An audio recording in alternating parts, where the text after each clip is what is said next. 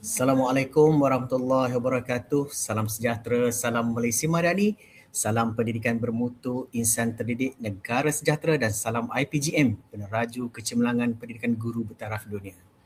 Alhamdulillah, marilah kita memanjatkan setinggi-tinggi kesyukuran kehadrat Allah Subhanahu Wa Taala kerana dengan izin dan limpah kurnianya kita dapat bersama-sama dalam sesi webinar komuniti pembelajaran profesional ataupun dikenali sebagai PLC bagi siri kedua anjuran Pertubuhan Pensyarah Cemerlang Institut Pendidikan Guru Malaysia Kementerian Pendidikan. Pertamanya saya ingin mengalu-alukan kehadiran semua pendengar ataupun peserta yang mengikuti webinar ini daripada pelbagai bahagian, institusi dan organisasi pendidikan. Terima kasih yang tidak terhingga atas kesudian semua meluangkan masa untuk bersama-sama menyertai sesi perkongsian ilmu pada hari ini. Hadirin yang saya hormati sekalian, dunia pendidikan sentiasa berkembang seiring dengan perkembangan ilmu psikologi, pedagogi dan teknologi.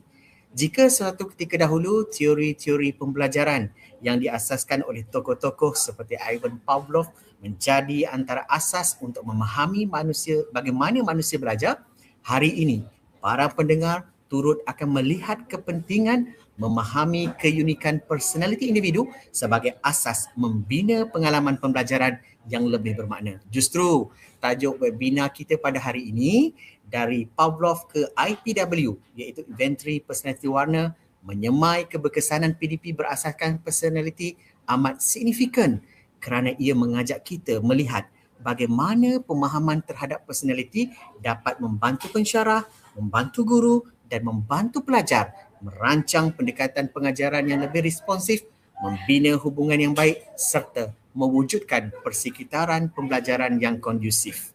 Hadirin yang dihormati sekalian juga, webinar pada petang biasanya ada satu cabaran yang kita semua faham. Bukan masalah internet, bukan masalah talian, tetapi kelopak mata yang mula mengadakan mesyuaratnya sendiri. Namun saya percaya petang ini berbeza. Sebaik sahaja kita mendengar tajuk dari Pavlov ke IPW, menyemai keberkesanan PDP berasaskan personality, pasti akan timbul satu persoalan dalam diri kita, dalam pemikiran kita, apakah kaitan teori pembelajaran klasik itu dengan inventory personality warna dan bagaimana sebenarnya ia boleh membantu kita menjadi seorang pelajar, menjadi seorang pendidik yang lebih berkesan. Persoalan itulah yang akan kita rungkaikan bersama panel yang kita undang pada petang yang berbahagia ini. Dan satu perkara yang menarik lagi, pada akhir sesi ini saya akan ajukan dua soalan kepada para pendengar dan hadiah menarik akan menanti kepada pendengar yang bertuah menjawab siapa yang betul dengan pantas dan dengan tepat. Hadirin sekalian, untuk membimbing kita, membincangkan, meneroka topik yang menarik ini, bersama-sama kita pada hari ini ialah Tuan Haji Saifulizan atau Hasnul Hisham bin Suparman, merupakan seorang pensyarah cemerlang bimbingan dan kaunseling dari IPG Kampus Temenggung Ibrahim yang sememangnya mempunyai pengalaman yang sangat luas dalam bidang pembangunan insan, psikologi dan pendidikan. Sedikit saya bacakan pengenalan mengenai tetamu kita pada pada petang yang berbahagia ini, penceramah kita. Beliau merupakan seorang penceramah cemerlang dalam bidang bimbingan dan kaunseling di Jabatan Ilmu Pendidikan, merupakan seorang pakar rujuk bagi pembangunan modul Guru Contract of Service Institut Pendidikan Guru Malaysia, merupakan penulis dan penerbit buku motivasi, antologi cerita remaja, merupakan seorang penulis modul sokongan akademik pelajar IPG dan juga IPT, merupakan seorang penceramah yang aktif dalam bidang motivasi keibubapaan, pembangunan sasiah dan motivasi pelajar, merupakan seorang trainer program pembangunan staf dan yang paling penting merupakan seorang kaunselor berdaftar daripada Lembaga Kaunselor Malaysia. Jadi hadirin sekalian, tanpa memberikan masa, dengan penuh hormat saya menjemput Tuan Haji Saifulizan alias Hasnul Hisham bin Suparman untuk menyampaikan perkongsian beliau. Dengan segala hormatnya dipersilakan Tuan Haji. Bismillahirrahmanirrahim. Alhamdulillah wassalatu wassalamu ala Rasulillah. Wa bihi nasta'in, la haula wala quwwata illa billah. Terima kasih diucapkan kepada Encik Ahmad Suhaizan selaku moderator kita pada petang ini. Juga yang dihormati para penonton di luar sana. Apa khabar? InsyaAllah mudah-mudahan semuanya dalam keadaan sihat walafiat. InsyaAllah pada petang yang berbahagia ini kita akan dapat sama-sama berkongsi maklumat berkenaan dengan apa yang saya rancang dalam tajuk yang diberikan, iaitu dari Pavlov ke IPW, menyemai keberkesanan PDP berasaskan personality. Baik, saya cuba show slide kat sini, macam tak keluar slide. Okey, dah keluar dah, alhamdulillah. Baik, jadi kalau kita lihat gambar ni kan, dekat belakang tu ada gambar Pavlov dan sebelah kanan ada gambar Profesor Dr. Siddiq Mohamed Noh. Okey, hebat ini dua orang hebat lah bagi saya. Okey, kalau kita lihat dari segi relevannya teori, adakah teori Pavlov masih lagi relevan di abad ke-21 ni? Okey, sebab teori ni dah terlalu lama. Lebih 100 tahun yang lalu. Tetapi hasil daripada ialah try and error kan. Kita bila jadi cikgu, masa di sekolah dulu, saya dapati setiap teori ni dia ada kekuatan tersendiri. Dan dia masih relevan sebab itu dia masih ada dalam silibus IPG, IPT, masih relevan dalam teori pembelajaran. Jadi sekarang atas kesedaran itu, maka saya cuba kaji kenapa dia begitu relevan. Apa kekuatan teori Pavlov ni? Sebentar lagi saya akan kongsi dengan anda. Bagi yang biasa dengan psikologi, kaunselor dan sebagainya, ataupun bidang psikologi pendidikan, dah biasa dah dengan teori Pavlov, iaitu satu ujian ke atas ekor anjing yang diberi rangsangan dalam bentuk loceng, iaitu bunyi, yang pada awalnya anjing itu tak ada apa-apa kesan pun bila dengar bunyi loceng. Tetapi apabila anjing itu dibawakan daging, maka dia pun alionya pun mengalir, dia pun nakkan daging itu. Pada keadaan yang lain, apabila loceng dan daging dibunyikan, maka anjing itu dapat satu dipanggil mekanisme, tingkah laku yang dia melihat daging dan loceng itu ada kena-mengena. Maka pada masa yang lain, apabila loceng dibunyikan, maka anjing itu pun datang kerana dia berharap ada daging dan alionya pun keluar. Jadi itu antara Pavlov dan anjing. Dan ada kontroversi pula teori ini kerana dia mengatakan teori Pavlov ini sesuai untuk haiwan, bukan untuk manusia. Yang berfikir begitulah. Tapi bagi academician, bagi orang biasa dalam kajian psikologi, dia tidak melihat begitu. Apa yang kita lihat ialah apakah tools ataupun alat yang boleh dijadikan seumpama loceng untuk merangsang tingkah laku pelajar kita supaya mereka dapat impak yang besar untuk mencapai objektif yang kita dah sediakan untuk mereka. Loceng yang bagaimanakah yang diajarkan oleh Pavlov dalam konteks personality? Saya melihat personality manusia ni ada pelbagai. Dan yang menariknya dalam kajian personality, dalam banyak-banyak ujian ataupun psychometric personality, saya berkenan dengan Profesor Siddiq Mohamed Noh. Kenapa saya berkenan begitu? Sebab inventory warna merah, kuning, jingga, hijau dan biru sangat relevan dalam kehidupan semasa. Jadi tuan-tuan, perempuan di luar sana, kita lihat fokus utama saya dekat sini ialah macam mana kita nak aplikasikan teori pembelajaran ini dengan berkesan. Seterusnya, pengalaman praktikal di lapangan yang pernah saya buat pada pelajar. Dan seterusnya, macam mana kita nak fahami personality pelajar berdasarkan inventory personality warna yang diasaskan oleh Profesor Siddiq Mohamed Noh. Sekarang ni tuan-tuan, dalam konteks menyemai keberkesanan PDP berdasarkan personality pelajar ni, saya mengintegrasikan teori dipanggil pengkondisian klasik Pavlov dan inventory personality warna Siddiq untuk mengorkestrakan kelas besar yang inklusif. Kadang-kadang kelas terpaksa bergabung. Kadang-kadang terpaksa buat dekat dewan besar dengan bilangan pelajar yang begitu ramai. Maka antara impak ataupun kesan yang berlaku bila pelajar begitu ramai ialah ada yang tak beri perhatian, ada yang lebih fokus kepada gadget dan sebagainya. Ada yang berbual-bual. Ramai ramai. Yang tak ramai pun boleh berlaku begitu kan, dalam kelas 25-30 pun ada yang tak fokus, apalagi ramai. Maka kat manakah apa yang perlu kita beri perhatian dekat situ? Dia bukan satu kesilapan. Kita tak boleh silapkan pelajar. Kita tak boleh beri kesilapan kepada pensyarah. Kerana setiap orang ada watak dan perbezaan individu yang berbeza. Kalau kita faham dalam konteks perbezaan individu, kita akan meraihkan, kita akan menghormati dan kita akan cari jalan. Apakah sebab-sebab yang mereka tidak fokus kepada kita? Ataupun ada setengah tu fokus tapi dia tak menguasai pula. Dia fokus tapi tak menguasai. bila bila kita tanya tak boleh jawab. Fokus memang 100% TikTok. Ada pelajar macam tu ya. Jadi bukan dia tak fokus, tapi dia tak dapat absorb apa yang kita ajar. Rupa-rupanya frekuensi yang kita sampaikan kepada mereka, seumpamalah satu gelombang minda yang kita sampaikan kepada mereka tu dia tak dapat receive dengan baik. Rupanya personality kita dengan personality pelajar tak seiring. Pernahkah kita fikirkan hal ini? Okey, tak apa. Kita lihat lagi dalam konteks Pavlov. Okey. Dekat sini kita nak lihat kenapa teori Pavlov masih relevan. Yang pertama, neurologi otak mamalia. Kita ni kategori mamalia, mengekalkan mekanisme ganjaran sejak zaman awal evolusi lagi. Sejak zaman dahulu kala lagi manusia berevolusi, neurologi otak mamalia ni memang mengekalkan mekanisme ganjaran. Bab ganjaran tak ada isu tentang otak dalam konteks penerimaan otak kita boleh terima. Kemudian konteks prefrontal membolehkan manusia berfikir secara analitik dan kritis. Manusia tu memang fitrahnya begitu, bergantung kepada persekitaran, setakat mana dia menerima persekitaran dalam proses perubahan tingkah laku dia.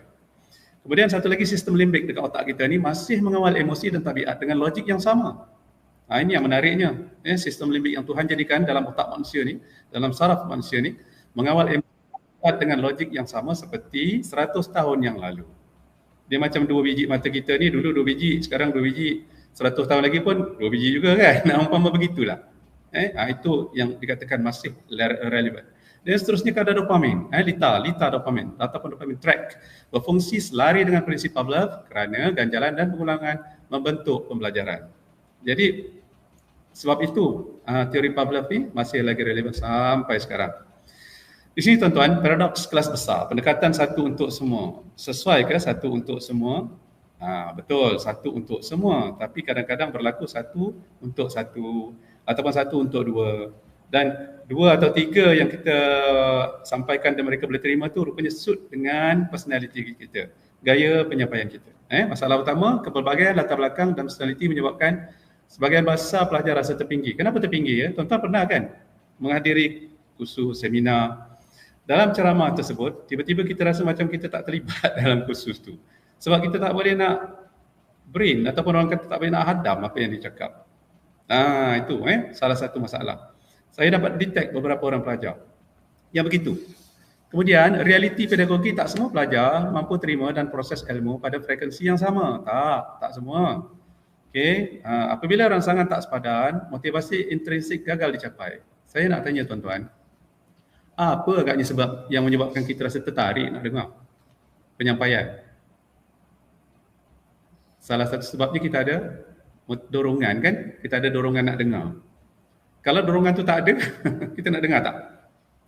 Kita tak ada minat nak dengar. Tetapi kalau penceramah atau penyampai tersebut tahu nak tackle personality kita sesuai dengan gaya penyampaian dia, kita jadi minat tak?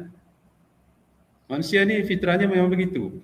Dia akan mudah bersembang, mudah berbincang, mudah ajak berfikir, bertukar-tukar fikiran dengan orang yang hampir sama personalitinya. Itu lumrah alam. Lumrahnya memang begitu. Jadi dalam konteks ni macam mana ya kita nak gunakan IPW suit dengan Pavlov.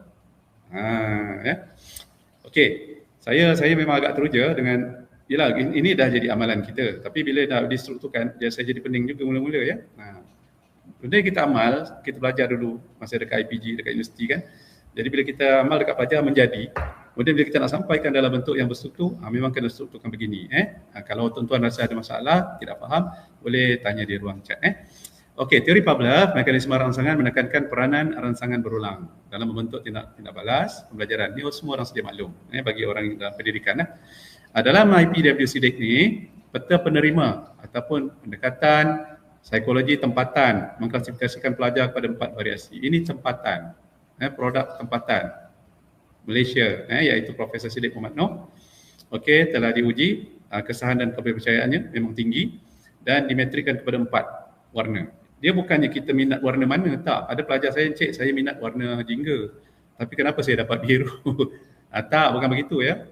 Sebenarnya merah, jingga, kuning, kuning, jingga, biru dan hijau tu adalah kelas ataupun kelompok kamu dipetakan ke situ, dimetrikkan ke situ berdasarkan kepada inventory yang kamu buat, yang anda buat.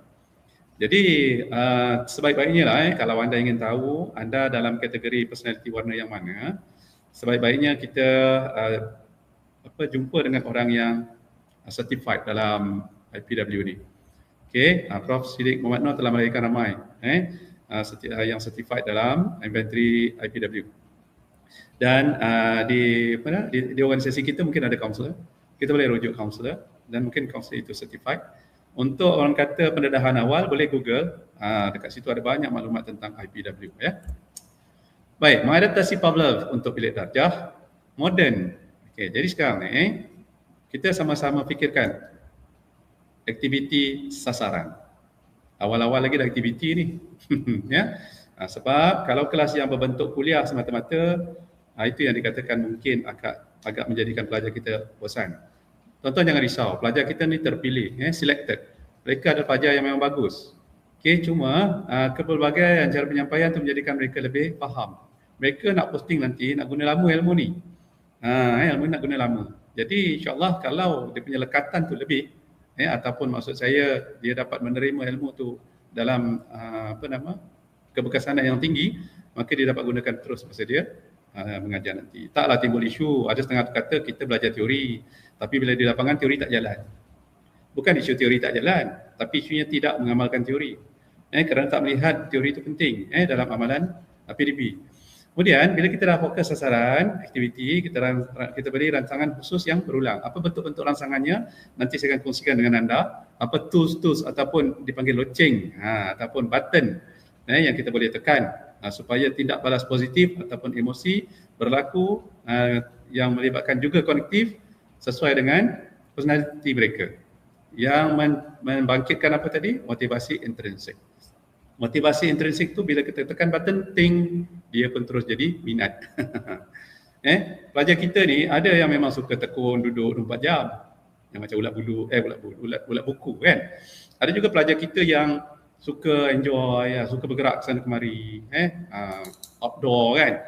Jadi bayangkanlah yang outdoor tu duduk 2-3 jam dalam kelas. Ya, memang dia tak betah duduk lah orang kata. Jadi ini ada satu wadah hidangan untuk anda, kita sama-sama fikirkan. Ya. Pengkondisian klasik bukan sekadar teori tingkah laku haiwan. Dalam kurikulum kontemporari, ia alat teknikal untuk kukuhkan penglibatan melalui pengulangan dan ganjaran yang disediakan. Ganjaran ni kan, ada setengah orang ingat hadiah. No. Ganjaran tak semestinya hadiah. Tetapi sesuatu yang kita sediakan sesuai dengan keperluan. Kita meraihkan personality dia. Kita meraihkan idea dan cara pemikiran dia yang bernas, yang bagus. Itu juga satu hadiah.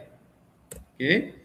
Baik, jadi sekarang ni insya-Allah ada error pula dekat sini ya, minta maaf tuan-tuan Okey, baik. Sekarang ni tak apa, kita lihat yang di luar tu dulu. Personality ada 4 menurut Profesor Siddiq Mohamed Noor, iaitu emas, hijau, biru dan jingga. Ciri-ciri yang emas ni yang terpapar tu tuan-tuan boleh baca dekat situ. Orang yang ciri emas ni dia memang orang yang sistematik. Dia punya tema dia ialah bersistem ataupun kemas.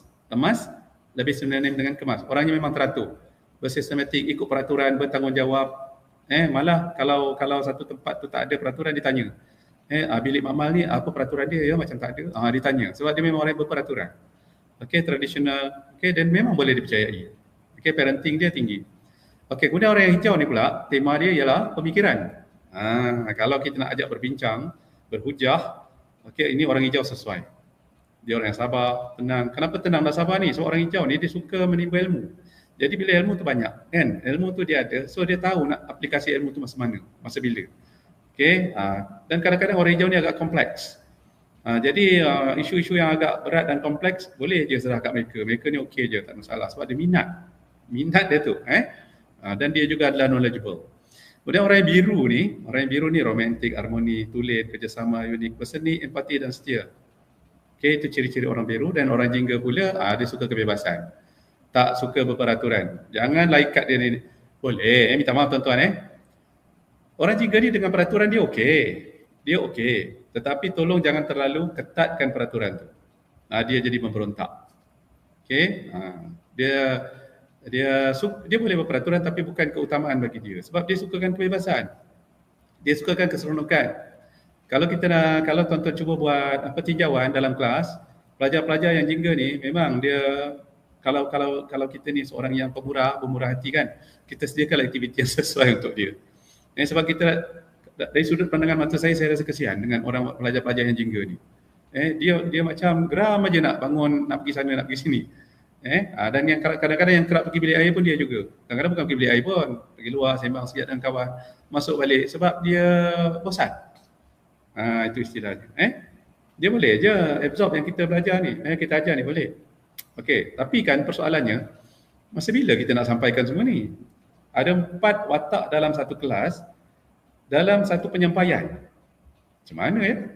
Tadi kata satu frekuensi tak boleh diterima oleh semua frekuensi. Sebab satu frekuensi cuma boleh terima oleh satu je kan. Katalah saya personality hijau. So bila saya menyampaikan dalam kelas, pelajar hijau memang betul-betul sungguh lah, minat sangat dia. Tapi yang emas biru jingga ni takkan kita nak biarkan. Bukanlah maksud saya, bukan biarkan. Maksud saya macam mana cara kita nak meraihkan. Okey. Baiklah, nanti saya akan kongsikan dengan anda. Biar ada suspense. Okey. IPW Sidik Anatomi Personality Pelajar, kita dah nampak biru, jingga, emas dan hijau. Ada 4 kelompok personality yang berbeza. So, cara frekuensi penerimaannya pun berbeza.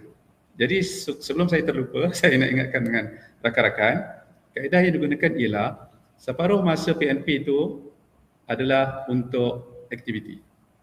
Okey, katalah 2 jam. 1 jam konten. 1 jam lagi aktiviti. Ada macam tu. Dulu pun jenuh juga saya nak mengolah kan. Sebab kadang-kadang pelajar ni bila dapat aktiviti dia seronok sangat. Kan, rupanya konten tu tak payah banyak. Kalau pelajar yang cerdik-cerdik macam pelajar IPG ni, konten sikit, yang lain biarlah dia. Dia memang, kalau kenalah dekat rumah dia, memang dia bersungguh-sungguh tuan-tuan. Dia beria-ia. Sebab sesuai dengan kesukaan dia. Macam tuan-tuan, rakan-rakan semua, kalau tuan-tuan minat nak nasi paprik, saya kasih jemput-jemput pisang. Ambil juga. Tuan-tuan mungkin tak minat jemput pisang tu, tapi ambil sekadar je lah. Tapi bila tuan-tuan suka nasi paprik, saya beri nasi paprik, Masya Allah, seronoknya kan? Seronok tak ada kata. Umpama, mengantuk disorongkan, bantal. Sesuai dengan taste dan minat kita. Macam itulah pelajar-pelajar kita ni. Gairah betul dia, beraktiviti kalau kena dengan minat dia. Okey, jadi persamaan integrasi PDP inklusif ni, inklusif maksudnya gabungan. Jadi rangsangan Pavlovian, the how, macam mana? Sekarang kita tengah fikir macam mana nak buat. Yang sesuai dengan personality mereka ni. The who, siapa mereka yang terlibat ni. Tapi bila cara kena dengan personality dia, maka terhasillah motivasi intrinsik atau outcome yang kita ingini. Nampak gabungan timur dan barat. Okey, menghasilkan saya nampak ini satu inovasi lah. Satu inovasi dalam bentuk modul. Saya nampak untuk in future bagi ini ialah satu modul. Okey, modul gabungan Pavlov dan IPW. Cantik ni, Masya Allah. Okey. Baik, peta diagnostik. Memadankan rangsangan dengan personality. Okey, sekaranglah masanya untuk kita lihat apakah loceng yang dimaksudkan tadi. Tuan-tuan dah nampak dah sekarang kan? Tang mana loceng dia? Okey, kalau personality warna biru, ciri-ciri dominan dia mesra dan stabil. Ciri-ciri dominan lah, mesra, stabil, tenang, suka keindahan-keindahan. Okey, kalau dalam Pavlov, sosial, penghargaan, verbal. Okey, sosial dan penghargaan, verbal. Kita nampak dekat situ, dia punya kunci dia. Maka aktiviti yang sesuai ialah circle of appreciation. Circle of appreciation, maknanya orang biru ni dia suka betul dengan pujian-pujian, sokongan-sokongan, galakan-galakan, berbentuk motivasi-motivasi, kata-kata ataupun rangkaian ayat-ayat yang membina, semangat mereka sangat-sangat minat. Orang biru. Sebab dia menjiwai, amat-amat menjiwai kata-kata yang berharga tersebut. Kata-kata yang indah tersebut dia amat-amat menghargai. Jadi, aktiviti yang perlu berlaku dekat situ ialah berkaitan dengan ayat-ayat ataupun dorongan-dorongan yang saya maksudkan. Kalau hijau, analitik dan sistematik, kognitif dan konsentrasi, maka problem solving drill. Sediakan satu alat ataupun satu helaian-helaian ataupun edaran kepada mereka ni Yang agak kompleks, no problem, mereka akan cari jalan untuk selesaikan. Okey, jadi sekarang dah nampak katalah ada 2 jam. Satu jam masa pertama ni kita sampaikan konten. Daripada konten itu kita buat aktiviti 4 ni. Okey, kita ada circle of appreciation, kita ada problem solving drill untuk orang hijau, kemudian kita ada role play challenge sebab orang yang jingga ni memang suka bergerak sana sini, kita kasih dia buat aktiviti role play. Dia seorang imaginatif dan suka dapat pengiktirafan sosial. Oh baguslah, jadilah awak ni, lakonan awak hebat. Setakat ni lah dalam banyak-banyak aktiviti role play ni pelajar suka berlakon. Berbakat pula tu. Dia dah memang minat dia begitu. Okey. Jadi dia perlu aktiviti yang berbentuk pergerakan-pergerakan. Dan boleh juga kita buat station untuk dia selesaikan task-task tertentu. Hasil daripada perbincangan dalam kelompok-kelompok mereka ni kan tuan-tuan, lepas tu kita masuk dalam mes balik. Sebagai daripada masa tu kita masuk dalam mes. Sebab tu saya kata konten tak boleh lama sangat. Sebab pelajar ni sekarang tekan-tekan AI pun dia dah dapat macam-macam. Okey, jadi konten sikit yang kita bagi tu dia dah boleh explore macam-macam dan kita beri dia ruang dan peluang untuk raikan dia dalam rumah dia yang dia idamkan selama ni. Ini rumah yang diidam-idamkan selama ni. Dia nak dekat rumah dia tu ada satu suasana yang indah. Dia nak kat rumah dia tu ada satu suasana yang menjadikan dia boleh berfikir secara rencam. Rasa tercabar minda dia kan. Yang satu tip pula dia nak rumah dia tu ada permainan-permainan kan. Orang yang jengkel ni suka benar dengan permainan-permainan ni. Kemudian yang emas pula, emas ni tuan-tuan kena teliti sikit. Sebab dia boleh detect kalau kita sekadar asas siap aja. Dia ni kita kena teliti sikit sebab dia orang yang berdisiplin. Jadi learning station yang diberikan kepada dia perlu langkah demi langkah, step by step. Dan dia sanggup ikut rubrik. Kita sediakan satu rubrik, dia akan ikut satu persatu dengan teliti dan dia memenuhi kehendak rubrik yang kita beri pada dia. Wow. Cuma ada bila saya bincang dengan rakan-rakan ada yang tanya lah kan.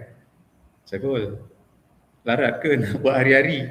Tak, bukan begitu. Kita nak makan sedap hari-hari ke? Tak kan? Contohnya kalau bila gaji naklah juga makan nasi Arab ke kan contohnya.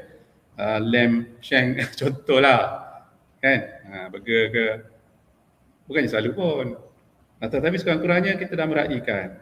Sekurang-kurangnya kita meraihkan rezeki kan yang kita dapat. Macam itulah umpamanya. Okey, faham ya tuan-tuan ya? Baik. Tapi itulah saya nampak manusia ni kan kalau kita beri dia ruang dan peluang, kita rasa terharu dengan sokongan dan keseronokan yang mereka dapat daripada apa yang kita idamkan tu. Baik, blueprint PDP frekuensi biru. Mari kita lihat.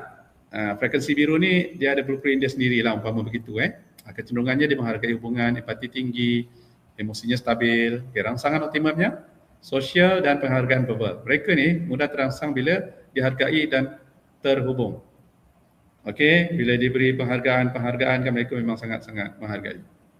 Okey, dari segi tactical PDP, pelaksanaan Circle of Appreciation, aktiviti ini mengkoordinasikan emosi positif. Okey, maksud dia macam ini. Mungkin ada kad-kad aktiviti, kita berikan kepada mereka kad-kad aktiviti based kepada konten yang kita sampaikan tadi. Cuma kita minta mereka ni masukkan kata-kata puji-pujian. Contoh katalah seorang kawan dia dah present based kepada konten tadi, kawan lain puji. Dan puji bukan puji kosong aja, tak. Oh baguslah awak, oh hebatlah pembintangan awak. Tak, bukan macam itu saja. Beri justifikasi. Oh pembintangan awak bagus sebab konten yang awak sampaikan tadi itu sekian. Kemudian orang lain pula. Mereka saling puji memuji, sokong menyokong dan harga menghargai satu sama lain. Macam tu. Ini satu value tuan-tuan yang nampak simple tapi cuba buat. Cuba buat. Ada yang sampai menitik air mata. Sebab dia dapat rasa sentuhan pujian tu daripada kawan dia. Sebab mereka ni orang yang bukanlah sensitif, tak. Ada kalanya sensitif tapi emo kan, dia mudah menjiwai. Okey, satu lagi frekuensi hijau tuan-tuan. Yang hijau ni, wah inilah masanya kalau kita nak bagi dia soalan yang susah-susah. Yang kebat higher order thinking skills bagilah kat mereka ni. Mereka sanggup buat sebab mereka memang minat. Dia analitik, logik dan sangat sistematik. Okey. Dia perlukan cabaran intelektual yang masuk tapi logik lah, jangan susah sangat sampai tak boleh nak fikir kan. Yang masuk akal. Okay, problem solving drill. Bagi dia tas-tas, mungkin kita ada kad-kad yang kita laminate. Okay, kita minta mereka bertukar-tukar, bincang. Dan tuan-tuan, nanti mereka akan bincang dalam kumpulan, buat satu rumusan tau. Buat satu rumusan dan dia present. Present tak mesti pakai LCD kan. Dia boleh je present secara lisan pun, tak ada masalah. Okay, kertas majung pun boleh. Yang frekuensi jingga ni pun kita beri dia kebebasan macam saya kata tadi. Dia akan menghargai juga kalau kita iktiraf apa yang dia buat. Dan orang-orang ini kadang-kadang minta maaf tuan-tuan kalau kita ni seorang yang biru, minta maaf lah kalau ini seorang yang biru, tiba-tiba dia bertingkah laku secara begitu, bukanlah agresif tapi maksud saya sangat aktif. Dan ada kadang-kadang bila diistilahkan sebagai overacting, seolah-olah lah ataupun macam try hard macam tu kan istilah pelajar sekarang ni. Mungkin kita orang yang biru ni macam tak selesa tengok, umpama begitu. Dekat situlah nanti peranan kita merasionalkan kepada pelajar lain bahawa kepelbagaian individu ini adalah satu suasana yang harmoni dalam kelas kita. Kita ada orang yang biru begini wataknya, orang yang hijau begini wataknya. Dan untuk makluman tuan-tuan, kajian daripada Prof. Siddiq Muhammad Noh menunjukkan personality yang bercanggah memang selalu berlaku konflik. Jadi kalau kita berjaya merasionalkan pelajar based kepada warna-warna yang ada pada mereka ni, mereka jadi harmoni lah. Faham tak maksud saya? Contoh orang yang personality warna jingga, dia susah nak suit dengan personality warna emas. Tuan-tuan bayangkan kan, orang yang jingga ni kadang-kadang minta maaf lah, kadang-kadang penyepah, sepah sana sepah sini, lepas seminggu kemudian baru kemas. Kadang-kadang bukan tak kemas, tapi mungkin seminggu atau sebulan kemudian mungkin. Jadi orang emas ni bila dia berkahwin dengan orang emas, tuan-tuan bayangkanlah memang bergaduh hari-hari. Tapi kalau orang yang masih faham, kan dia faham, maka dia akan educate pelan-pelan orang jingga ini supaya faham konsep kekemasan dan peraturan. Seorang emas ni memang dia bersistematik. Tapi begitu dalam kelas. Kadang tuan-tuan saya dah pernah nampak ada yang sampai bermasam muka, dia sampai dah nak konvo masih lagi masam muka. Tengok-tengok lah, rupanya betul. Dia ada pencanggahan personality dekat situ. Bukannya dia tak suka apa pun, tak suka personality je. Orang tu tak ada masalah apa pun dengan dia, tak ada isu apa. Tapi sebab tak selesa kan dengan personality yang bercanggah dan berbeza, itu jadi isu. Okey. Jadi macam orang biru pula dia dengan hijau tak jadi. Orang biru dia beremosi-emosi, tapi orang hijau ni banyak logik. Kan, bila hari birthday tak bagi hadiah, contohlah suaminya hijau kan. Isterinya biru. Bila birthday suaminya tak bagi hadiah, tak wish, dah kecil hati setahun, 2 tahun kan. Sedangkan bagi suami dia tu yang namanya sayang bukanlah wish. Kan? Dia tu lebih dalam daripada mungkin apa yang orang biru merasai. Kan? Tapi tak apalah, dekat situ belajar pelan-pelan.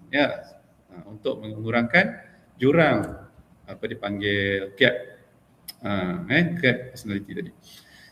Ataupun silang budaya kita Blueprint frequency mask, macam saya sebut tadi, teliti, berstruktur, jangkaan jelas, dan dia memang tak suka sangat dengan perkara-perkara yang terlalu subjektif. Dia jenis yes and no is no. Kemudian yang sesuai untuk dia ni biarlah jelas dan berstruktur.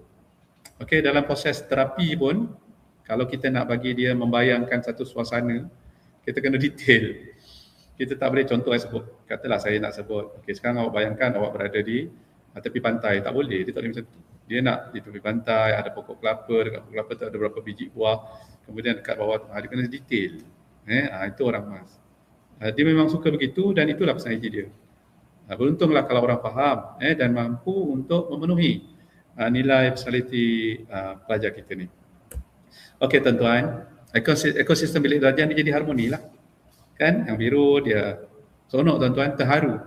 Saya rasa terharu bila kita tengok pelajar kita yang biru, dia dalam kelompok biru dia. Ini bukan asabiah, tak. Bukan nafsi-nafsi, tetapi kita beri dia ruang untuk dia explore bakat dia dengan seoptimum yang mungkin sesuai dengan nilai personality diri dia. Itu yang kita nak kan, harmoni. Dalam falsafah dan kebahasaan kita apa? Pendidikan di Malaysia adalah satu usaha yang terusan kerana perkembangan lagi potensi individu secara menyeluruh dan sepadu dengan seimbang dan harmonis. Harmonis. Jadi memang ini contohlah bukanlah semestinya bermaksud demikian. Okey, aplikasi serentak mekanisme setiap pelajar dalam kelas besar menerima frekuensi yang selaras dengan personaliti mereka. Tak ada lagi pelajar yang terpinggir. Semua dapat hak masing-masing. Dan kita pun mereka mengiktiraf kita sebagai seorang cikgu yang adil. Dia ada yang bagi apa? Sebelum balik tu kan, sayang cik. Kan? Maknanya dia rasa diri dia tu dipenuhi keperluannya. Kesian pula kadang-kadang bila tengok ya. Okey, membina keseimbangan pelajar, motivasi intrinsik, kognitif, emosi dan sosial. Okey, jadi 3 perkara ini dapat diintegrasikan dengan sangat seimbang. Jadi sangat relate lah dengan falsafah pendidikan kebangsaan, seimbang dan harmoni. Seimbang dan harmoni. Okey. Pengurangan jurang, menghapuskan jurang motivasi dalam kalangan bersaiz besar. Ya, betul. Bila kita berjaya trigger minat mereka, tekan loceng Pavlov tadi dengan berkesan, maka jurang tu dapat dikecilkan. Malah dihapuskan terus. Emosi positif, mula mengaitkan pengalaman belajar dengan emosi mereka yang menyeronokkan. Mereka dapat explore emosi mereka dengan seoptimum yang mungkin. Dihasilkan respon tingkah laku yang berpanjangan, kesan jangka panjang. Ada pelajar saya tuan-tuan, minta maaf lah bukan nak berbangga, tak berkongsi sikit lah. Dah 3-4 tahun posting, tiba-tiba WhatsApp ucap terima kasih. 3-4 tu baru sangat, berpuluh tahun juga. Ada yang berbelas tahun, berbelas tahun posting, kemudian di WhatsApp ucap terima kasih. Ucap terima kasih sebab dia gunakan satu cara yang saya buat tu dekat pelajar dia jadi. Masya Allah, terharu, saya rasa sangat terharu. Sebab itu istilah dia, tuan-tuan dari segi istilahnya, seolah-olah saya ada satu legacy yang mewarisi apa yang saya ada untuk diturunkan kepada pelajar saya. Kita rasa seronok, ilmu itu dimanfaatkan.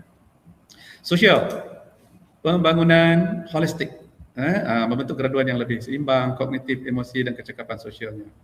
Jadi unik lah, saya melihat Profesor Sedip Muhammad Noni amat berjasa lah. Kerana sumbangan beliau dalam konteks personality ini amat bermakna dalam dunia pendidikan. Okey, implikasi terhadap dasar pendidikan. Okey, tuan-tuan, puan-puan dari sekalian sebelum saya pergi kepada implikasi, saya nak tanya lah. Tuan-tuan dalam webinar ini, perasan tak? Perasan tak? Tuan-tuan sebenarnya telah pun seolah-olah menjadi alat dalam teori Pavlov. Soalan saya ini mungkin agak kritis. Sekali lagi, tuan-tuan perasan tak yang kita ni sebenarnya sudah menjadi alat dalam teori Pavlov? Sekiranya benar, siapa yang memperalatkan kita? Jika benar kita dah jadi alat, maknanya tentu ada yang dah memperalatkan kita, kan? Siapa? Jangan terperanjat ya. Sebab ialah bila kita nak menyampaikan sesuatu yang terbaik, kadang-kadang kita terpaksa explore, maka dapatlah satu jawapan. Jawapan yang saya dapat daripada sumber-sumber yang sahih. Okay, minta maaf lah tuan-tuan, saya tak buat citasi dekat sini. Kadang-kadang kalau orang akademik ni suka citation kan. Tapi tak apa, tuan-tuan boleh explore. Sama ada saya kata benar atau tidak, cuba explore. Dan secara logik, tuan fikir dulu secara logik. Logik atau tidak apa yang saya kata ni. Kita telah menjadi alat dalam teori Pavlov. Ada satu pihak yang pandai dan sangat bijak memanipulasi teori Pavlov sehingga kita telah diperalatkan dalam media sosial. Bagaimanakah cara pihak ini mengaplikasikan teori Pavlov? Tuan-tuan perasan tak? Bila kita scroll screen, kita akan terhenti dekat tayangan-tayangan yang kita minat. Betul tak tuan-tuan? Orang yang tak minat silat, tiba-tiba ada persembahan silat, dia tak nak, dia scroll aja. Oh, rupanya dia minat memasak. Tentu dia akan stop dekat memasak. Boleh scroll lagi, scroll, ada lagi memasak. Scroll, ada lagi memasak. Maka AI telah dapat mengesan bahawa anda ada satu minat memasak. Maka dia terus generate lagi untuk konten-konten yang akan datang. Dan akhirnya kita terpaku dalam personality yang telah dibentuk oleh AI untuk kita terus lekat dekat media sosial tersebut. Sungguh menakutkan. Kalau kita pun boleh terpedaya begitu, saya tak sebut kita lah, saya. Kan nanti kat luar sana ada yang tak macam tu kan, saya. Kadang-kadang kita tak sangka, kita scroll, dah 1 jam. Scroll, dah 2 jam. Masya Allah. Oh, rupanya kita dah ada satu trait personality yang telah boleh berjaya dibaca oleh AI dan dia tahu kita minat apa, kita suka apa, itu yang dia hidangkan dia lagi dan lagi dan lagi. Tuan-tuan bayangkan anak cucu akan datang apa jadi? Gen Z pula tu. Apa dia punya korelasi Gen Z dengan popular AI ni? Tuan-tuan bayangkanlah. Kita sedia maklum Gen Z adalah generasi yang tak suka peraturan. Gen Z generasi yang tak suka berstruktur. Jadi bayangkanlah dengan pengaruh AI yang begitu kuat, suit dengan personality yang AI sangat minat mereka ni, mereka akan lebih cenderung kepada media sosial. Jadi apa peranan kita tuan-tuan? Jadi kita harus berhati-hati dan bersedia dari sekarang. Dan cikgu-cikgu di luar sana dah mula berbunyi dekat saya. Bukanlah kita ni orang yang ke depan, tak. Tapi kita dah study dulu tentang Gen Z. Jadi cikgu-cikgu di luar sana yang tak ready, mereka sangat terkejut dengan sikap murid-murid sekarang ni. Cikgu Saiful, murid-murid sekarang ni pelik-pelik tak nak dengar kata. Bukan tak nak dengar kata. Memang generasi mereka begitu. Kita kata tak dengar kata, itu persepsi kita. Berdasarkan kepada ilmu kita, pengalaman kita, pembacaan dan ilmu yang kita ada. Sedangkan diri mereka tu dijadikan pada zaman ini untuk kita pelajari apakah pendekatan kaedah dan teknik yang sesuai dengan personality mereka yang tak suka peraturan tu. Macam tu ya. Jadi tak apa. Itu yang saya nampak modul ni penting. Kelas PDP individu, maka kita pakai satu step pembangunan modul institusi. Kalau ada lah rakan-rakan di luar sana ya berkenan, saya nak je berkolaborasi dengan anda untuk kita bina satu modul. Macam penting modul ni saya nampak untuk masa akan datang. Ya, modul pembangunan modul institusi, tak kisahlah IPG ke sekolah ke kan, untuk memenuhi reformasi kurikulum abad yang ke-21. Rencam, pendidikan masa depan sangat rencam. Kita dah tak boleh dah nak mengajar murid kita macam zaman kita, tak boleh, tak jadi. Kita pun pernah dengar kata-kata Sayyidina Ali tak silap, didiklah anakmu menurut zamannya bukan zamanmu. Kalau zamanmu memang mu lah jadi stres. Tak apa. Pelan-pelan Okey, kajian dibuka ruang dan peluang kemasan untuk membangunkan model PDP berasaskan personality secara berskala. Ada skill-skill dia ikut kemampuan kognitif pelajar. Ia menyumbang model rujukan baru yang relevan dengan cabaran pendidikan abad yang ke-21 sesuai dengan tuntutan semasa, memperkayakan literatur dengan menggabungkan teori-teori psikologi barat dan kerangka tempatan secara holistik. Di awal rancangan tadi, Encik Faizan ada sebut tentang beberapa teori. Tak apa, kita pelan-pelan.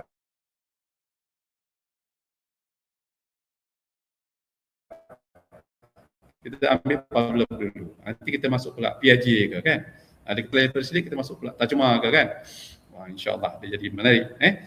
Baiklah tuan-tuan, hadirin sekalian, oleh kerana masa agak menceburi kita, maka saya serahkan kembali kepada moderator kita, Encik Faizan, sebab saya difahamkan ada soalan cukup emas untuk anda di luar sana dan ada hadiah dari pihak Pertubuhan Pensyarah Cemerlang disediakan untuk anda. Dan saya serahkan kembali kepada Encik Faizan. Silakan Encik Faizan. Terima kasih. Okey, terima kasih kepada Tuan Haji Saiful Izan, Layas Hasnul Hisham bin Suparman atas perkongsian sebentar tadi. Daripada perkongsian sebentar tadi, dapatlah kita lihat bahawa keberkesanan pengajaran dan pembelajaran bukan sekadar bergantung kepada apa yang diajar, tetapi juga kepada siapa yang kita ajar dan bagaimana kita memahami mereka. Jadi teori-teori pembelajaran telah memberi asas yang sangat kukuh kepada dunia pendidikan ni, manakala pendekatan seperti yang dikongsikan oleh Tuan Haji berkaitan dengan IPW telah membuka ruang kepada pendidik untuk mengenali kepelbagaian personaliti pelajar kita dan dia seterusnya boleh menyesuaikan dengan segala strategi PDP agar lebih berkesan dan juga nampak berpusatkan murid lah seperti kepada keperluan pedagogi kontemporari pada hari ini. Baik, sebelum kita teruskan, seperti mana yang saya telah maklumkan pada awal sesi tadi, begitu juga pengakhiran kepada tuan penceramah kita akan memberikan satu bentuk pengujian, ada 2 soalan kuis yang akan kita berikan dan hadiah disediakan. Jadi kita tadi memang sudah mendengar perkongsian yang cukup menarik Persoalannya sekarang, adakah kita benar-benar mengikuti perkongsian Tuan Haji ataupun sekadar sahaja nama kita dah ada dalam sesi webinar ini? Jangan risau, saya tak akan semak, saya tak akan minta tuan-tuan dan perempuan, para pendengar yang berdoktor, sahabat-sahabat untuk membuka kamera, tetapi yang kita inginkan sekarang adalah bukan satu personaliti tepat tetapi juga jari yang pantas. Apa guna jari yang pantas itu? Untuk menaip jawapan di ruangan chat. Jawapan yang tepat dan paling pantas akan menerima hadiah. Jadi saya harap para pendengar sudah pun bersedia dengan jawapan kepada soalan yang saya ajukan. Baik, soalan yang pertama berbunyi, apakah kelebihan menguasai kemahiran aplikasi Pavlov? Okey, saya ulang balik. Apakah kelebihan menguasai kemahiran aplikasi Pavlov dan IPW secara inklusif kepada pelajar? Baik, kepada pendengar, boleh berikan jawapan anda di ruangan komen dan kita akan berikan kita akan berikan buku kepada pemenang pada petang ini, iaitu buku Kemahiran Andragogi yang ditulis oleh kumpulan pensyarah cemerlang. Baik.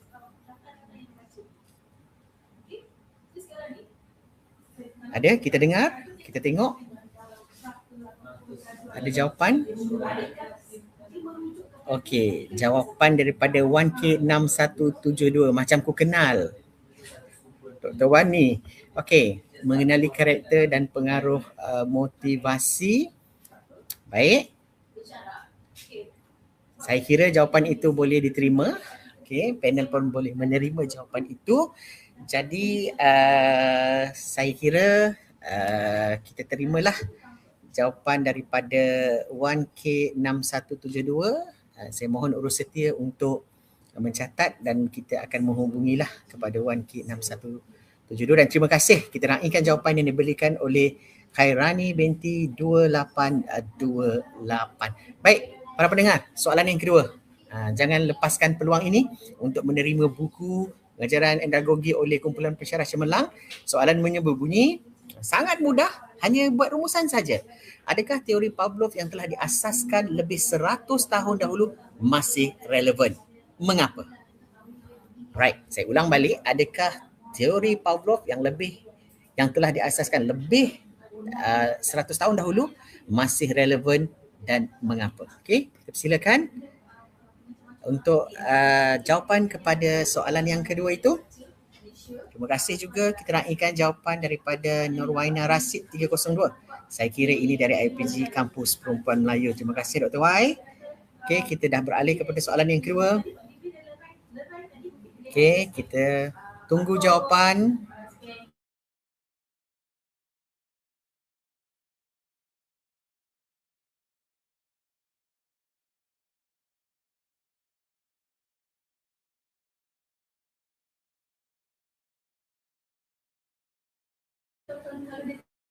Oh, dari Lin Haslina ucapan tanya. Saya ingatkan jawapan tadi. Okey.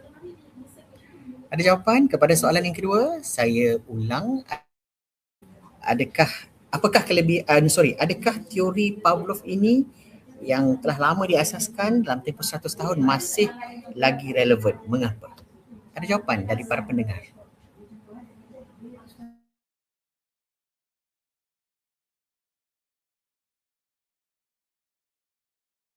Okey, kita terima jawapan daripada Nurwaina Rasid 302, membentuk tabiat pembelajaran yang positif.